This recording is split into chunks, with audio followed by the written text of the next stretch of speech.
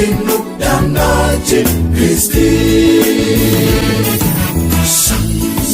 samao teuteny akisitaseva andika apatosondoso mifitana yamisakazarako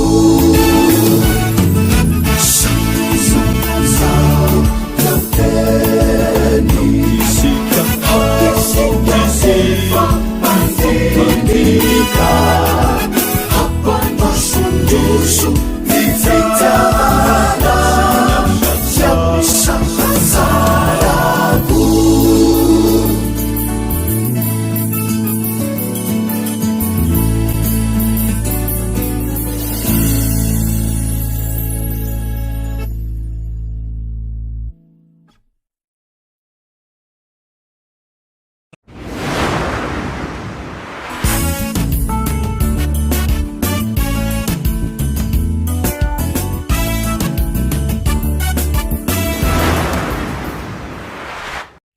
Faly miarabantsika rehetra zanaky ny fiangonana Luterana Malagasy manerana an'izao tontolo zao mankalaza zao 10 taona ny fikambanantsika zao.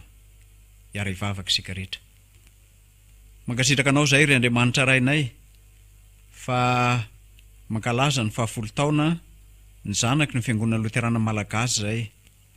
Ary amin'izany indrindra no iombonanay amin'ny alalan'ny finoana sy ny fatokenanao ka presanao anay amin'ny fitiavana mba ho mafiorina tanteraka eo anatrehanay ny teninao. Da io ny mpikambana rehetra, da io ihany koa ny mpandray anjara rehetra indrindra ireo rahalahy sy anabavy atao toerana sy any velany ka miezaka ny fomba ahafanja ny fikambanan'izany ho maro toerana amin'ny alalan'ny finoana sy ny fatokenanao Jesosy Kristy Tompo. Amin'ny anaranao ry Jesosy Kristy Tomponay no ametrahanay izany fafaka izany. Amen.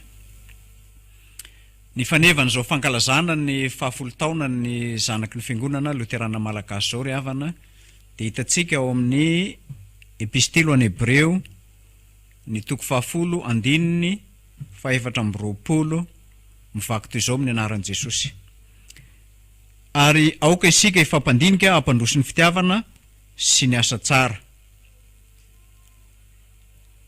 Amen. Ry kristiana malala mpitomboina aminareo mandrakarivana ny fahasoavana sy ny fiadanana avy amin'Andriamanitra raitsika sy Jesosy Kristy Tompo. Amen. Ny bokin'ny Hebreo ry havana dia natao fampirisiana ny kristianina mba tsy hiala amin'ny finoana fa hihazana mafy ny fahatokena an'i Jesosy Kristy Tompo. Satria ho avy ny andro sarotra na ny andro mahory ary tsy maintsy ho tonga amin'ny fiainantsika tokoa zany. Fa amin'izany andro sarotra sy andro mahory zany indrindra no ilana ny fiorenan'ny finoantsika mba azahoantsika miatrika sy manana faharetana eo amin'ny ady izay atrehintsika eo amin'izao tontolo izao ity. Mampitandrina antsika ihany koa ny mpanoratra mba tsy ho kamo ny mpamaky ny epistily fa hitandrina kosa ny fitomboam-panahy indrindra fa fahamatorana amin'ny lafiny ara-panahy amin'ny fanarahana an Jesosy Kristy. Ny teny hoe hampandroso dia misy heviny lehibe zany raha raisitsika avy amin'ny teny fototra. Satria ny hevitry ny teny hoe hampandroso dia dikantsika amin'ny teny grika hoe paroxysme. Ny dikan'izany dia ny hoe fanehoana tampoka ny fitsapana mafy izay tsy azo afenina na manaitaitra. Fanehoana tampoka sy fahatsapana mafy izay tsy azo fehezina. Zany hoe zavatra anankiray izay manaitaitra zany. Ary koa fampirisihana na fampaherezana azo andikana azy avokoa zany. Na koa azo adika hoe fientanam-po na tosika omena ny atao hoe paroxysme. Zany hoe ezana zany ny hampifohana hanaitaitra ny fisehoan'ny fitiavana sy ny asa tsara eo amin'ny fiainan'ny olona. Ny mifanohitra amin'izany kosa ry havana dia ny fankahalana zay tsy asa nataon'Andriamanitra amintsika fa vokatry ny fidiran'ny fanahy ratsy eo amin'ny fiainan'ny mino zany. Ka ny hoe ampandroso ny fitiavana zany dia mira manaitra ny fitiavana zany hoe manaitra na manaitaitra na miantso hanao hetsika ary ampiasaina amin'ny heviny malalaka zany eto. Ka ny paroxysme zany de maneho ny fientanam-po ary koa maneho ny fientanam-pony kristianina amin'ny finoana sy ny asa tsara zay tanterahany amin'ny mahazanak'Andriamanitra azy. Zany hoe fanomezana torohevitra sy fanohanana mahakasika ny fampandrosoana ny fitiavana sy ny asa tsara. Ry havana, miara-dalana manakariva amin'ny fampianarantsika ny ministeran'ny teny sy ny ministeran'ny asa. Ka amin'ny ministeran'ny asa no anehoantsika ny famirapiratany fitiavanamana, eo amin'ny ministeran'ny teny kosa no ampivelarantsika ny finoana zay avy amin'ny toriteny, satria ny toriteny kosa avy amin'ny tenin'i Kristy, hoy ny Romanina 10:7. Ny asa tsara zany de fanompoana ataotsika mino amin'ny hafa atsitrapo mba ampitiavana zay tsy maintsy tanterahantsika, zany hoe fikarakarana namana mba ampitiavana zany. Fitiavanamana zay nampianarin'i Jesosy atsika, ka hoy izy ny zanak'olona de tsy tonga ho topoina fa tonga hanompo ary hanolotra ny ainy hanavitra isolo ny maro. Mateo 20:20. Izany asa tsara zany koa dia asa fanompoana nanjara asany tsirairay eo amin'ny fiangonana, ka andrahan'i Jesosy ny mpanaraka azy ao anatin'izany no ahafahana manohana reo asan'ny fiangonana tahaka nataony ankohonan'i Stefaniasy, mianakavy zay nanohana ny asan'ny fiangonana tamin'izany fotoan'izany araka ny Korintianina 1:5-15. Saingy tsy misaraka amin'ny asan'ny fitiavana sy ny finoana ary ny faharetana ny fahatanterahana zany ry havana. Raha hoe asa tsara tsy manam-pahatamperana zay mitohy vokatry ny fitiavana no takin'ny tenin'Andriamanitra amintsika. Zany hoe ny atsoina hoe asa tsara zany de ireo asa rehetra ho fampandrosoana ny fiangonana amin'ny alalan'ny fizarana ny soa ho an'ny afaka amelarana ny fitiavana sy ny fanomezam-pahasoavana rehetra avy amin'Andriamanitra ho fanomezam-boninahitra ny anaran'ny Tompo, nefa koa ampandrosoantsika ny fiangonana. Ka hoy Paoly Apôstôly, zarazarainao samy hafa ny fanomezam-pahasoavana nefa ny fanahy de iray ihany. Korintianina 1:12-4. Hoy kosa Paoly Apôstôly ao amin'ny Efesianina 4:1-12. Ary izy nanome ny sasany apôstôly, ary ny sasany mpaminany, ary ny sasany ho evanjelistra, ary ny sasany ho mpiandry sy mpampianatra, ho fanatanterahana ny olona masina ho amin'ny asa-panompoana amin'ny fiangonana, ho amin'ny fampandrosoana ny tenan'i Kristy, mandra-pahatonga antsika rehetra ho amin'ny firaisan'ny finoana sy ny fahalalana tsara ny zanak'Andriamanitra, ka ao lehilahy lehibe mahatratra ny ohatry ny lehibe ny fahafenoan'i Kristy, mba tsy ho zaza intsony isika, ka ahilangilany sy ampitambolimbolen'ny rivotry ny fampianarana samihafa rehetra sy ny saipetsy ataony olona sy ny fihendreny ahatanteraka ny hevitry ny famitahana, fa mba hanaraka ny marina amin'ny fitiavana, ka hitombo amin'ny zavatra rehetra ho amin'izay loha de Kristy. Izy ny hitomboan'ny tena rehetra izay akambana sy ampiraisina tsara noho ny fanompoan'ny isan'ny tonina, araka ny fiasan'izay rehetra momba azy amin'izay mety ho anjarany avy ka mpandrosoan'ny tenany amin'ny fitiavana. Arak'izany ry havana, ny mino dia maneho ny finoany amin'ny fanatanterahana ny asa tsara, nefa tsy ny asa tsara ihany fa vokatry ny fitiavana zay mampandroso ny mpiarabelona aminy. Ary tsy zany ihany fa ny asa tsara ihany koa de miaro antsika rehetra, satria zany no ahafahantsika maneho ny zanak'Andriamanitra eto amin'izao tontolo izao. Maro havanareo asa tsara zay efa ataon'ny fiangonana, nefa koa mbola anainganantsika rehetra koa zany mba hanao bebe kokoa, tahaka ny fikarakarana ny marary, ny mahantra, ireo malemy sy marefo zay voahilikiliky ny fiarahamonina, ary hitantsika any amin'ny toby maro samihafa ny fanatanterantsika an'izany. Lutera dia manana fampianarana telo mahakasika an'izany. Ambarany voalohany fa ny asa tsara sy ambony indrindra dia ny finoana an'i Kristy. ary hoy koa izy ny kristianina izay miaina ao anatin'ny fahatokenan'Andriamanitra dia mahalala ny zavatra rehetra, afaka hanao ny zavatra rehetra, mikatroka tokoa amin'izay rehetra tokony atao, ary dia manana ny zavatra rehetra amin'ny mpifaliana. Tsy fitia te ho maro-pidera na te hanana bebe koa amin'ny asa soa ho takalo-pamonjena nefa izany, fa fifaliana ho azy ny manao izany satria ankasitrahan'Andriamanitra ka manompo an'Andriamanitra maimai-pona izy ary afa-po satria ny asany dia mahafaly an'Andriamanitra. Ny faharoa izay lazain'ny Lotera ry havana, fa ny momba ny asa tsara kosa ho izy dia voanateraky ny fahamarinana zany, ka noho izany dia tsy miasa mba ho voavonjy ny olona fa voavonjy ka miasa izy. Ary ny fahatelo izay lazainy dia ny hoe ny kristianina koa dia fitaovana hoentin'ny kristianina manompo ny zavatra rehetra, ary amin'izany izy dia miankina amin'ny hafa mandrakareva. Hoy izy raha mame zany, ny kristianina dia olona afaka, ary ny tena fahafahany dia mitarika azy ireo hanompo ny hafa. Re kristianina malala teraka hanompo ny fiangonana isika, tahaka ny tompo ihany koa izay tonga eto amin'izao tontolo izao mba hanompo, ary natolotra antsika ny fitoriana ny filazantsara hatrany amin'ny farany tany mba tonga ny mino ho voataizaka haritra amin'ny fampianarana marina, ary koa mba ho mahatoky amin'ny fanompoana izay anirahan'ny tompo antsika. Mbola asan'ny fiangonana koa ry havana ny fikarakarana ny mahantra, ary araka nefa voalazako teo, tsy any amin'ny tobi-pifoazana ihany no anatanterantsika azy, fa mitaky fandavatena avy amin'ny fiangonana koa zany, mba hitodiantsika amin'ireo manodidina antsika. Mbola asan'ny mino ihany koa ny manome izay ilain'ny olona masina anohanany azy ireny. Ny fanohanana ny olona masina ry havana dia tsy asa fiantrana ataontsika, fa asa fanompoana ataon'ny kristianina rehetra zany.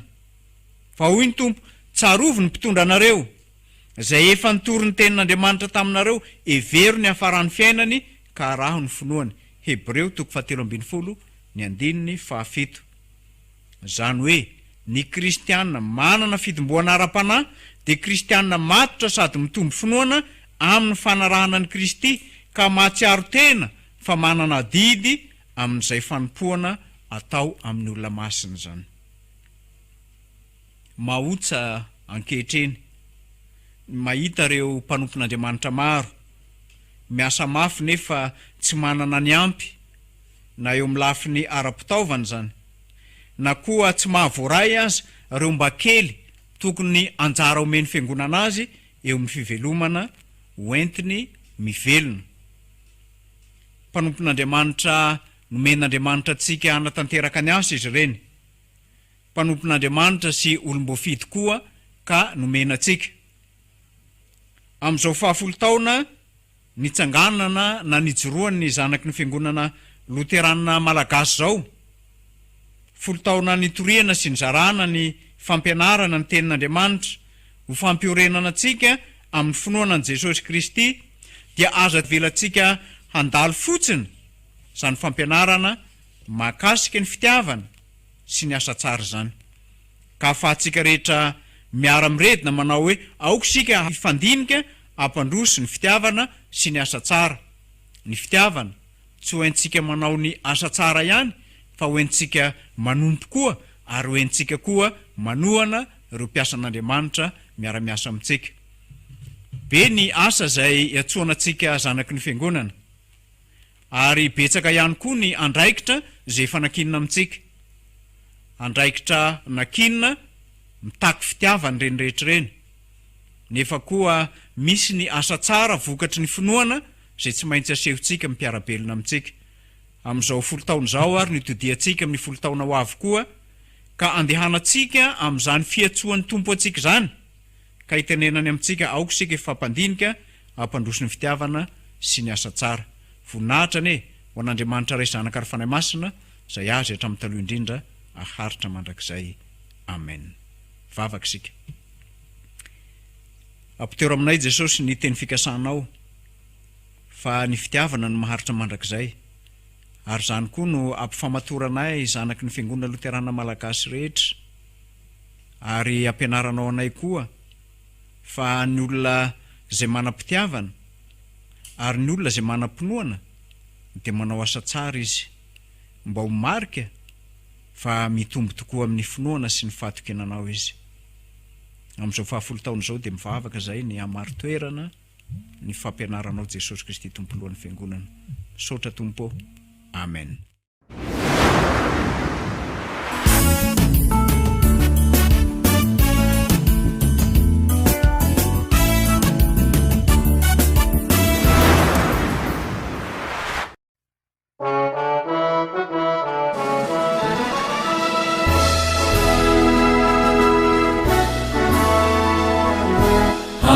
Pasoavana fena farina Fani famojena azo tsy vidina Ilay ray tsy tony saranerampo Fanampiposaka mazava sotoko Ifasoavana andriamanitra tsy olany Numeni anafakani mimisari Kari marina mini finuna yani Nukubeluna hachani andani chani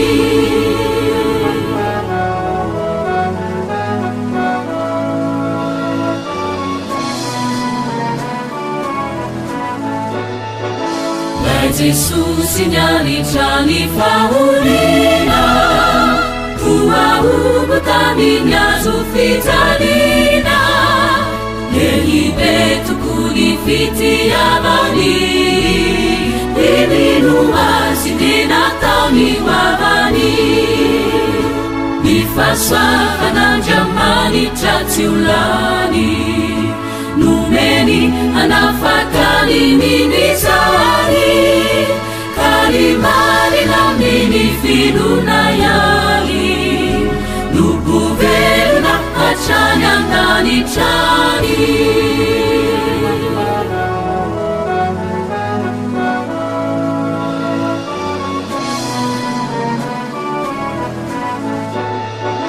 Nifyanguna na velumi nifanai Timahari chanani alai panai Timitaha chamituri famute Vizurupani nani wani firene Nifaswafana jamani chatiulani Numeni anafakani miwisari Kalimari na mini finunayani Nukubeluna hachani andani chani Nifaswavana jamani chatiulani Numeni anafakani miwisari Kalimari na mini finunayani Nukubeluna hachani andani chani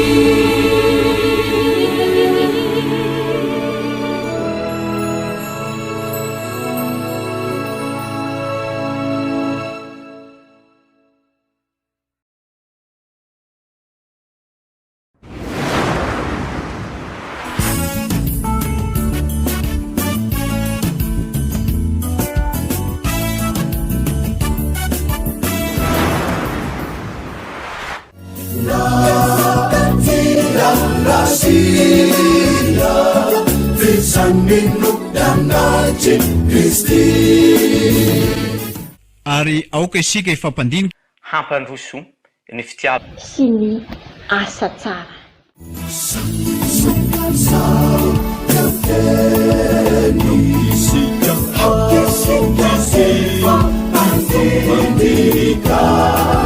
Hampandroso